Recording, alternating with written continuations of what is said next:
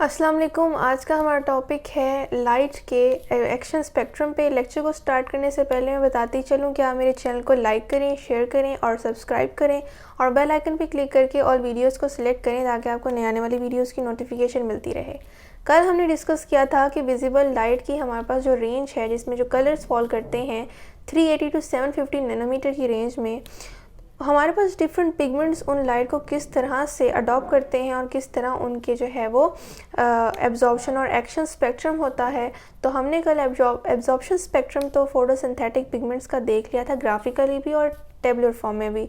आज हमने action spectrum को देखना है, उस पर एक्सपेरिमेंट परफॉर्म भी किया गया, वो देखना है। साथ ही साथ हमने उसको वेवलेंथ की रेंज में ग्राफिकली भी देखना है।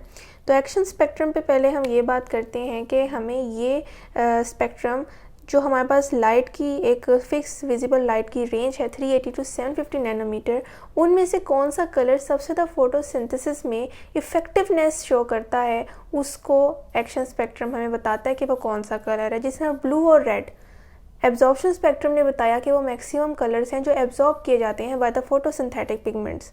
एक्शन स्पेक्ट्रम हमें बताता है कि ऐसा कौन सा कलर है जो फोटोसिंथेसिस सबसे ज़्यादा करवाता है हाईएस्ट रेट पे।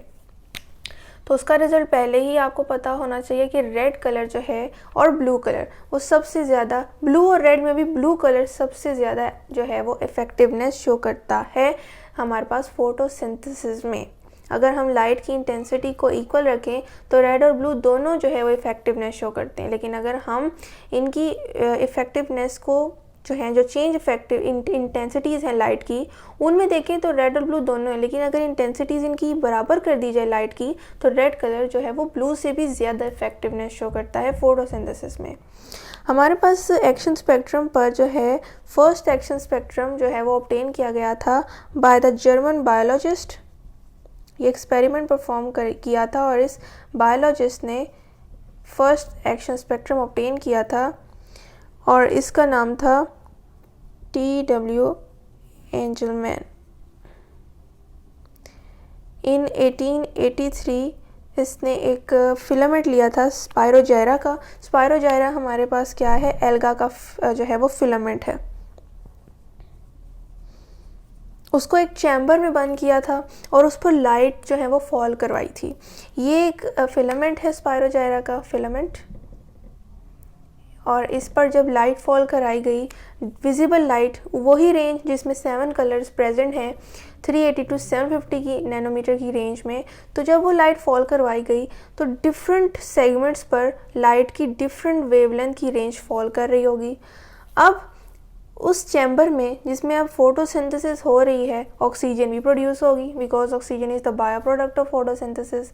उसने aerobic bacteria, oxygen seeking bacteria जो हैं, जो मैंने ग्रीन डॉट से शो किए हैं, इनको डाला। तो ऑक्सीजन सीकिंग बैक्टीरिया ज़ाहिर सी बात है एरोबिक बैक्टीरिया हैं, तो उसी तरफ जाएंगे जहाँ पर ऑक्सीजन ज़्यादा प्रोड्यूस हो रही है, जिससे हमें ये इंडिकेशन मिलेगी कि यहाँ पर फोटोसिंथेसिस सबसे ज़्यादा हो रही है। तो फोटोसिंथेसिस जो है वो हमारे पास जिस रेंज में सबसे ज़्यादा हो रही थी वो था वॉयलेट ब्लू रेंज और ऑरेंज और रेड रेंज, और यहाँ पर ही सबसे ज़्यादा जो है वो ऑक्सीजन सीकिंग बैक्टीरिया प्रेजेंट है, जबकि इस रेंज में बैक्टीरिया कम प्रेजेंट है as compare to these one. और यहाँ पर जो ग्राफ बन रहा है उसमें भी हमारे पास ब्रॉडर यही दोनों रेंजेस पर हमारे पास पीक्स आ रही हैं, जबकि ये वैली हमारे पास नैरो है।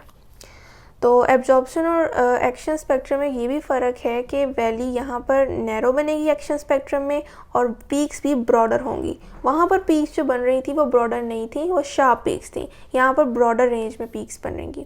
अगर हम इसे ग्राफिकली देखें तो यही रिज़ल्ट हमें यहाँ पर मिलता है कि रेड रेंज पर और ब्लू रेंज पर हमें सबसे ज़्यादा जो है वो फोटोसिंथेसिस जो है वो उसका पीक यहाँ पर मिलता है। ये दोनों वैली पीक्स जो हैं, पीक 1 और पीक 2, एक हमारे पास ऑरेंज रेड रेंज पर बन रही है, एक वॉयलेट ब्लू रेंज पे बन रही है, लेकिन किस रेंज में ज़्यादा आ रही हैं ये पीक्स, वो ब्लू और रेड है अगर हम एक्यूरेटली देखें। और हमारे पास ये पीक्स जो हैं ये ब्रॉडर हैं as compare to absorption spectrum, और जो वैली है वो नैरो है। ये हमारे पास वैली कहलाई जाती है ग्राफिकली, और ये हमारे पास पीक्स। तो ये हमारे पास जो है एक्शन स्पेक्ट्रम से हमें इंडिकेट हुआ कि रेड और ब्लू कलर की रेंज में सबसे ज़्यादा फोटोसिंथेसिस हो रही है। जहाँ फोटोसिंथेसिस ज़्यादा है ऑक्सीजन ज़्यादा प्रोड्यूस होगी, बैक्टीरिया ज़्यादा आएंगे और ऑक्सीजन को जो है वो जो प्रोड्यूस हुई है उसको यूटिलाइज़ करेंगे। इस हमारे पास एक्सपेरिमेंट से जो कि हमारे पास जर्मन बायोलॉजिस्ट ने 1883 में परफॉर्म करके एक्शन स्पेक्ट्रम ऑब्टेन किया था, उससे हमें ये इंडिकेशन मिली थी और ग्राफिकली भी हमें यही रिजल्ट शो हो रहा है।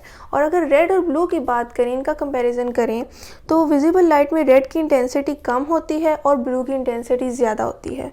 लेकिन अगर हम दोनों की इंटेंसिटीज़ को इक्वल करके देखें तो रेड ब्लू से ज़्यादा जो है वो इफ़ेक्टिवनेस शो करता है फोटोसिंथेसिस में। तो हम इनका एक ही सिंगल रिज़ल्ट निकालते हैं कि red is the effective colour of photosynthesis.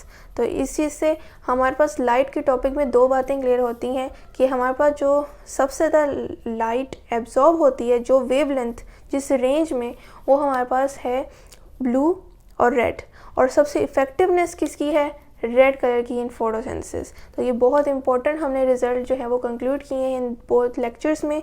तो आई होप आपको आज के लेक्चर की समझ आई होगी। अगर कोई क्वेश्चन हो तो आप कमेंट में ज़रूर पूछें। मैं फिर बताती चलूँ कि आप मेरे चैनल को लाइक करें, शेयर करें और सब्सक्राइब करें और बेल आइकन भी क्लिक करके और वीडियोज़ को सिलेक्ट करें ताकि आपको नए आने वाली वीडियोज़ की नोटिफिकेशन मिलती रहे। शुक्रिया, अल्लाह हाफिज़।